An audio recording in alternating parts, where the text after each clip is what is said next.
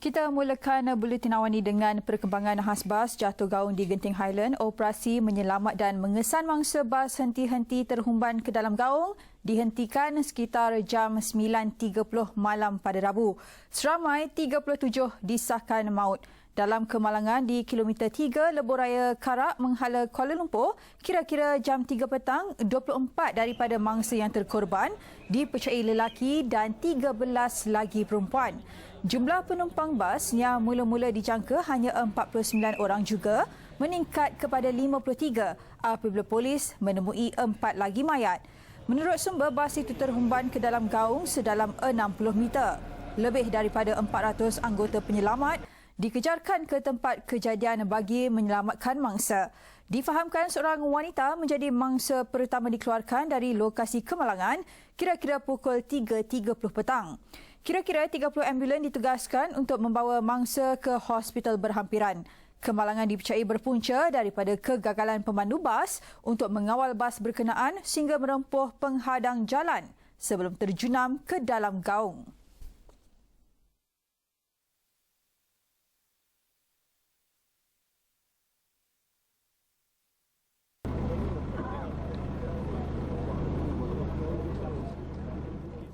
Baiklah, untuk laporan lanjut kita bersama wartawan kami di lokasi, Malina Manaf. Silakan, Mar.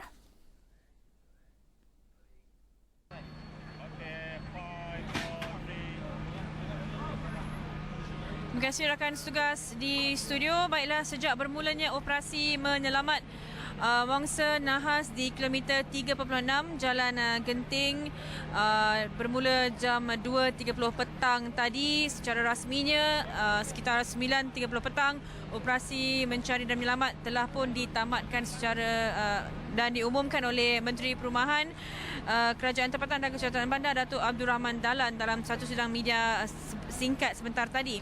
Dan bagaimana apa yang boleh dikongsikan dalam sidang media itu, beliau memaklumkan operasi ditamatkan. Bagaimanapun unit anjing pengesan K9 masih dikerah di kawasan nahas di bawah gaung sana untuk memastikan tiada lagi saki baki mangsa tertinggal, kerana kita tahu sejak awal laporan kita angka penumpangnya berubah-ubah dari 49 dan angka rasmi sehingga kini yang dikeluarkan kesemuanya yang penumpang yang terlibat dengan nahas termasuk pemandu ialah 53 orang, 37 disahkan maut, manakala 16 selamat namun mengalami pelbagai jenis kecederaan. Tahap kecederaan kami tidak pasti kerana kami tidak dimaklumkan dengan tentang perkara itu.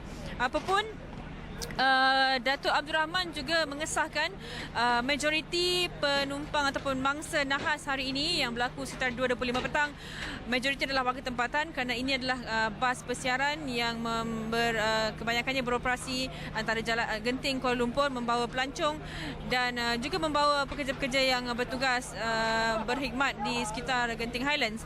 Dan antara mangsa terlibat juga beliau sahkan ada mangsa kanak-kanak warga tempatan tetapi tidak dapat disahkan bangsanya.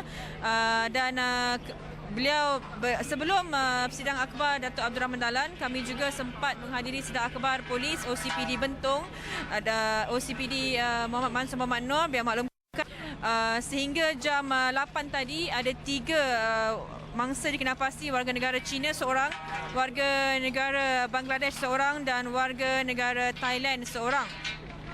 Perkara-perkara lain seperti butiran ada tinti mangsa-mangsa nahas terkorban, kami tidak dapat maklumat.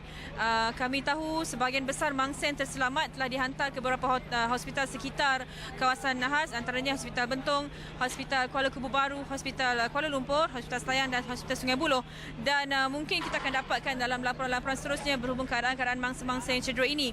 Bagaimanapun, apa yang kami tahu, kemalangan berlaku sekitar 2.25 petang ketika mana bas yang membawa 53 penumpang termasuk pemandu yang terkorban juga dalam nahas ini, ketika menuruni cerun di kilometer 3.6 ini terbabas lalu melanggar tembok dan terjunam ke dalam gaung sejauh 60 meter ataupun 200 kaki. Dan ada sedikit nasib baik di sini kerana kami dimaklumkan bas tersebut tersangkut di antara pokok-pokok yang ada di bawah sana. Jika tidak, bas itu kemudian mungkin akan terjatuh lebih lebih dalam ke dalam gaung, lebih 200 kaki lagi. Dan usaha menyelamat hari ini telah pun dijalankan oleh sejumlah 450 anggota. Dan hari ini pasukan pertama yang tiba di lokasi kejadian adalah pasukan bomba dan polis dari Bentong, dan diikuti oleh pasukan-pasukan lain, antaranya badan-badan penyelamat termasuk Jabatan Perkhidmatan Awam, CPAM, tentera dan banyak lagi yang tak dapat saya sebutkan kerana terlampau ramai. Dan usaha menyelamat hari ini kalau boleh kita imbas semula menggunakan dua kaedah manual, yang mana anggota bomba dan penyelamat serta anggota-anggota lain terpaksa menarik keluar stretcher yang membawa mangsa dari bawah menggunakan tali sedikit demi sedikit, dan kaedah kedua ialah menggunakan train jentera berat seperti mana yang terdapat di belakang saya ini, dan mereka menggunakan dua jentera, dan penglibatan jentera berat adalah kerana mereka tidak ada jalan lain untuk turun ke bawah gaung sana. Anda pasti kalau sudah familiar kawasan ini adalah kawasan yang sangat berbahaya, berselekor, bercuram dan sebagainya. Satu-satunya jalan untuk membawa keluar mangsa ialah menggunakan kren, dan kren ini pula mereka bawa turun sedikit-sedikit. 4 anggota turun pada satu masa, dan mereka membawa keluar antara 2 dan 1 mangsa ketika satu masa. Dan selebihnya kita tahu bangkai bas yang terlibat nahas ini tidak akan dikeluarkan malam ini, dan pihak berkuasa memaklumkan selewat-lewat ataupun seawalnya bangkai bas itu akan dibawa keluar pagi esok. Dan kita nantikan trafik-trafik di sekitar Jalan Genting menuju ke Kuala Lumpur dah dibuka semula, dan pasukan petugas ataupun pasukan petugas yang bertugas sepanjang operasi menyelamat 7 jam sejak 2.30 tadi sudah beransur-ansur meninggalkan kawasan kejadian. Dan begitu juga pasukan petugas media yang berada sejak petang tadi. Apa yang kami boleh kongsikan, kemalangan telah berlaku. Adakah disebabkan kecuaian pemandu ataupun sebagainya, kita belum tahu. Kita akan tahu selepas mungkin satu pasukan khas ditubuhkan untuk menyiasat kemalangan ini, kerana yang saya pasti ini adalah antara kemalangan maut paling buruk berbanding tahun ketika lewat 90-an apabila ada juga nahas bas di mana tertimbus dengan tanah luntur. Tetapi ini kalau melihat kepada keadaan basnya, saya pasti ini antara yang terburuk dalam sejarah. 37 orang terkorban, majoritinya warga tempatan. Yang selebihnya betul kami akan bawakan dalam perkembangan selanjutnya dalam Buletin Awani. Kembali kepada rakan tugas di studio. Terima kasih. Baik, terima kasih Malina. Dan tempoh 17 tahun menyaksikan 32 terbunuh, tidak termasuk 37 maut dalam kemalangan pada Rabu dalam beberapa kemalangan sejak 1996. Selepas bas ekspres yang dinaiki terhumban ke gaung ketika menuruni Genting Highlands. Statistik itu jelas menunjukkan laluan itu berisiko tinggi kepada pengguna jalan raya, bukan sahaja kepada bas ekspres atau pesiaran, malah kenderaan lain. Penunggang motosikal turut tidak terlepas daripada berdepan dengan cabaran dan bahaya. Bagi membincangkan mengenai pengalaman menuruni laluan bahaya itu, di talian ialah seorang penunggang motosikal berkuasa tinggi, Zulkifli. Assalamualaikum Zul. Waalaikumsalam warahmatullahi. Okey Zulkifli, dalam tempoh beberapa kali menuruni laluan bahaya di Genting itu, apa pengalaman yang boleh Zulkifli kongsikan bersama kami dari kacamata seorang penunggang motosikal berkuasa tinggi?